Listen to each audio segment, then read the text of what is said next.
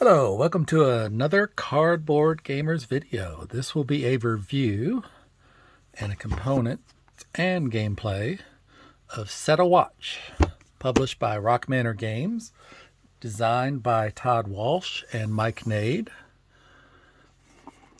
It is for 10 and up, plays 1 to 4, and lasts around 60 minutes.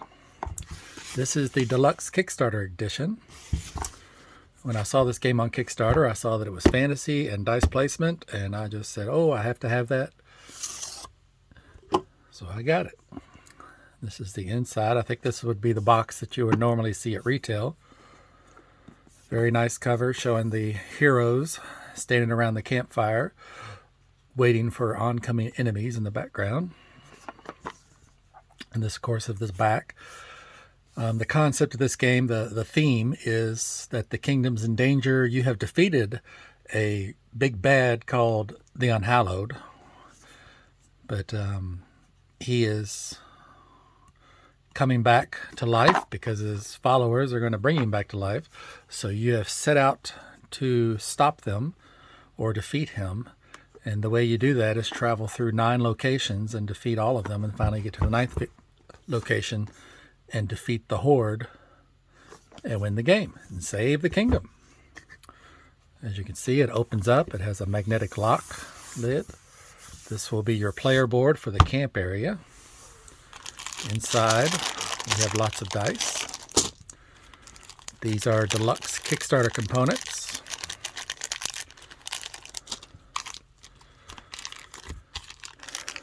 These are the cards for your characters. These are the locations you will travel to. And this is a stack of creatures and Unhallowed. They all have the same backs. Finally, the rule book, of course. A very nice summary of gameplay on the back.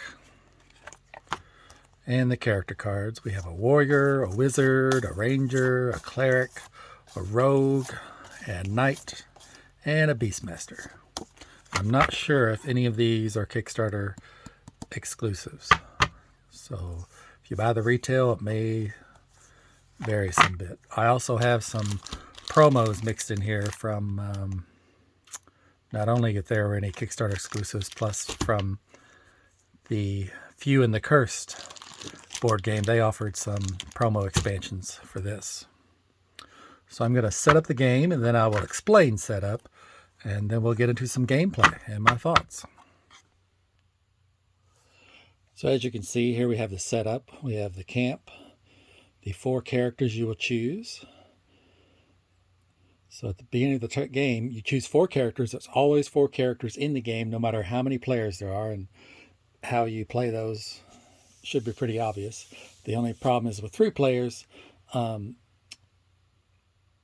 one character is always does, one character always has to go. So whenever your character isn't fighting, then he would be in camp and you would be playing the spare character.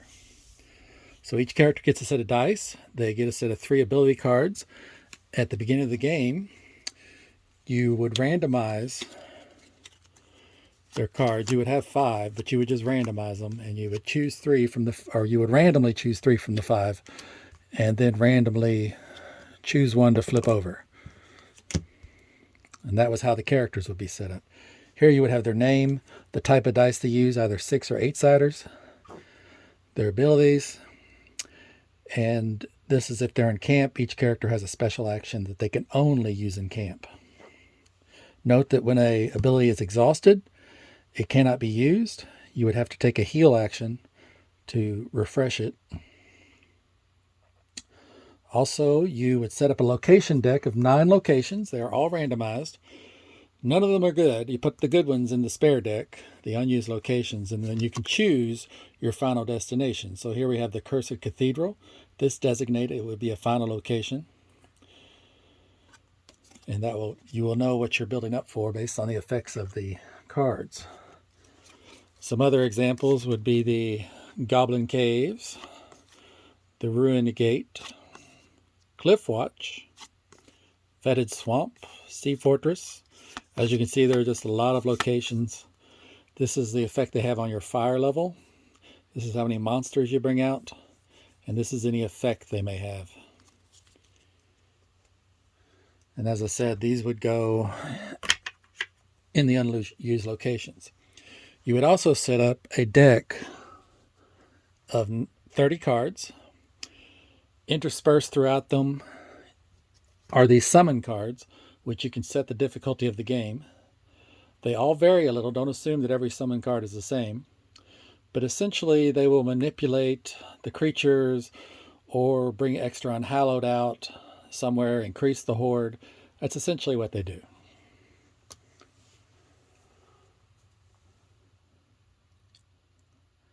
And that is setup. You set the fire to 7. So generally you have everything. So the goal of the game is to make it through all 9 locations successfully without, at the end of a round, all of the characters that are on watch. They at least have to have one among them who would have one of their cards that's not exhausted. If all of them have exhausted cards, you lose. So that's not good. Here are some examples of the creatures they will be fighting. Here's a bandit. This is their health. This is if you don't defeat them at the end of the round. This is the how many cards you would have to exhaust. They all have different effects. Some affect the first position. Some, when they're flipped over, they have a reveal effect. These goblins will move to the front. The Treant, he's a good one. We like him. If you defeat him, you get 2 extra fire level. So that's nice. The Shade is his health is 16 minus the current level, so right now would be 7, so he would be 9. The Fell Beast, if he gets in the first position, you draw an extra creature, put it in front of him. The Vampire steals dice. That becomes his base health, so if you have 8-siders in the game, he could have a health of 8. That's an example of some of the creatures you would fight. These are the Unhallowed. There's not just one Unhallowed, there's a whole bunch. And during setup, you would choose one at random and place it in the horde. So this is an example of one of the promo cards I got from Few and Cursed, Crow Prime. So not all of these would be in the thing. And they have, same as other creatures, they have effects. And are really, some of them are really nasty, and some of them you're like, oh good, I want him. But you do choose one at random and place it in the Unhallowed. And the Horde. The Horde is what you fight in the 9th and final round. In the 9th and final round, all the characters participate. Nobody's at camp, and you have to fight that. So you want to try to keep that to a minimum, because if it really piles up at the end of the game, you'll have virtually no chance of winning the game. So the very first thing you do at the start of the game is to flip the first location. Here we have the Long Road. Normally when you flip a location, the first thing you would do is affect the fire level. However, the first round of the game, you ignore that. So this one, we lay out 7 creatures, and unfortunately no passive adventure abilities may be used this round. And I do have one, but it's exhausted, so that doesn't hurt us too much. So this will set over here, and we will lay out 7 creatures. And sorry for the lack of space. Normally I would spread this out more. But we would just say this is our 7 creatures, and they would be in a line. So we'll just say the line curves around, and the fire level says we will use my promo there, my deluxe thing, set it at 2. So we will reveal 2 creatures. Oh, I'm sorry. First, everybody would roll the dice. Then you would decide who would go to camp. So, and just say this is our roll. Got some good damage here. We got some good damage here. It's hard to see these darker die, but they have a 5/5 and a 1. The wizard has a 2, 2, and 3, and the warrior up there has a pretty good roll. So I think we're going to send the wizard because of something he can do with doubles. So we'll send the wizard to the camp. The other 3 would be on watch, and they would be fighting the line of creatures. So what the wizard can do in camp? Well, if he had rolled a 6, you can heal. Heal is to simply take an exhausted card and flip it over. You can either do one of the person in camp, or he could heal somebody else on watch. Also, he can equip. You can use any value die to do that. Equip would be taking these extra cards. Say we have the ranger here, and the ranger says, oh, I want Farsight more than Elf Senses. So he would be able to swap those out. However, if you chose to swap out an exhausted card, the new card would come in exhausted. You can check the map, which would allow you to look at the map and see what's coming up. You can scout ahead, which would be looking at the creature deck. And the way that works is the first die you place there, you must can be any value, but any later die would have to be a higher value. So you could manipulate the creature deck 3 times. And finally, chop wood would be any value. You can do it up to 3 times, and that would increase the fire level by 2 for everyone you do it. So you could hopefully get up here to 3 to see even more monsters coming. So once camp actions are finished, then we move to combat. Players can activate their character's abilities in any order they choose, so you can strategize and work out how to defeat these creatures. So after camp actions, we would reveal the first 2 creatures. And here we have a treant and a metal golem.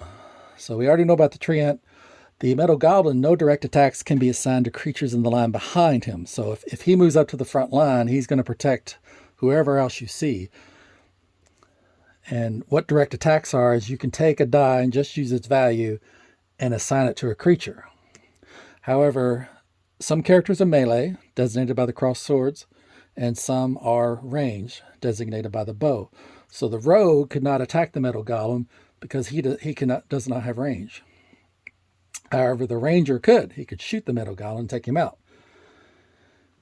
And he does have 2 5s.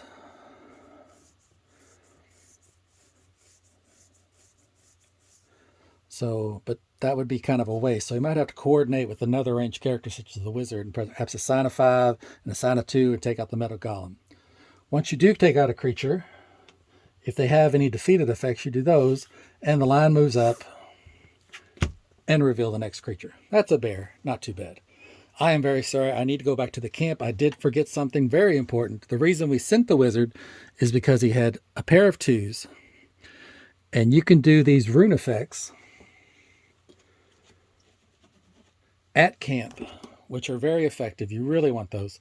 You can seal, which is you would remove an unhallowed from the graveyard, the discard pile of creatures, if you had one there. Right now we don't, so that's not one we would want to do. You can vanquish, which will remove the top creature of the horde from the game, so he would no longer be a concern. So right now we know an unhallowed is there. He does count as a creature, so we could get rid of him right now. And bolster would be to allow your characters to reroll their dice. For example, if I bolstered, then the ranger would reroll, and of course he got a 1 again. So, but that was a waste. But all the characters could do that. They were on watch. So I'm very sorry I forgot that. So back to the watch phase. As I said, you can do direct damage if you have either the first in line, or if you have range, you can assign it. All the characters have various effects. Let's see if we have... So the ranger has elf senses. Reveal 1 more creature than the campfire currently allows until the end of the round. And you would prevent the next reveal power from triggering. So let's say he does that, and he would flip it over. And the way he would do that is you can assign any die to your abilities and use them, and that die is spent. You can assign them as direct damage, they're spent. You can assign them to your abilities, and they are spent. Also, additionally, if you had an ability used previously, say the rogue had used a smoke bomb, and you wanted to use that ability again, you could exhaust it again, as long as it already had a die on it, and use that ability again. Of course, it is exhausted, and you have to have you or someone else go to camp to heal and refresh that. So it's usually the only thing you do in a last-ditch situation. And here we had the vampire revealed by the elf senses, and he does have a reveal effect, and he would steal a die. However, and that would be his health. However, in this case, The ranger, with his senses, knew he was coming and they were prepared, so he is only a wimpy little 1 right now, so he is not too bad. So using your dice, either as direct attacks or using your abilities to manipulate the cards and defeat cards, you try to defeat this line. But let's say you don't. Let's say we defeated all these guys and defeated this guy, and these two were down here, and we just had nothing else we could do. Our dice were used, or the damage wouldn't be enough to kill them, so they would leave. So the Fae and the zombie horde get past us, go into the horde, and they have values which says how many cards we have to exhaust. That is effectively your damage. So in this case, we would have to exhaust 2 cards, and we'll say we'll get rid of his long shot and get rid of the wizard's curse, and we're hurting a little bit, but not too horribly. And as the game goes on, you just repeat, rinse, repeat, +2 to the fire. 6 monsters will come out. Send somebody to camp, roll our dice, send somebody to camp, flip over the value of the fire, and you keep going until you get to the final round. And the final round, everybody participates, nobody goes to camp. You bring out the horde, you line them up, you got to fight them. So to apologize, this is my first video review. I've done written ones. And a video review is a lot more trying to keep track of and looking at your notes and looking at the board and recalling what you say. Each character has to go to camp during the game twice. When they first go, you would place a marker on them. The second time they go, you would flip that over. So I'm sorry I forgot that. And I thought there was something else I forgot, but now I can't remember it. So anyway, what did I think? Well, I really like this game. I knew when I saw the description on Kickstarter that it had the potential to be something I like. I like dice placement. I like variable player powers. I do like fantasy, of course. I'm an old D&D player. And I really thought this would be up my alley. I also thought it was something my wife enjoys because she really likes dice games. King of Tokyo is one of her favorites. And she did end up liking this. She is more of a D&D player than I am. And she really enjoyed this as well. And one of the other things I like about it is it can really be a puzzle of how to defeat this line of creatures. Because if you get, a really difficult combination and a whole bunch, you have to really coordinate your dice and your effects and the damage. And last night we got to the final battle, and we really had to piece together how we were going to defeat these guys because of the order they came out, and we didn't know what else was coming up, so we didn't want to spend all our damage, and it was just a really, really interesting puzzle. It's not really a heavy game, but it's definitely not a gateway game. I'd probably place it medium light or light medium, something like that, if that's a designation. But it does have a lot of variety. You can play it 1 player to 4 players. I think it would work well at all player counts. Probably at 1 player, you would really have to be more familiar with the characters. We played at 2 players, so we were each controlling 2, and we had no issues keeping track of what was going on. So that is Set a Watch from Rock Manor Games. This gets a recommendation from Logan and Travis. Travis has also played it. Jason has not, so we will have to get Jason to play this, and I'm sure he will like it. Uh-oh, kitty attack. So thank you so much for watching. Please give us a like, subscribe, and we will try doing these more, and I will work on my method to not forget things. But hopefully that gave you enough a gist of the game and the components that you will decide whether you want to buy this or not. I do recommend it, however. Thank you.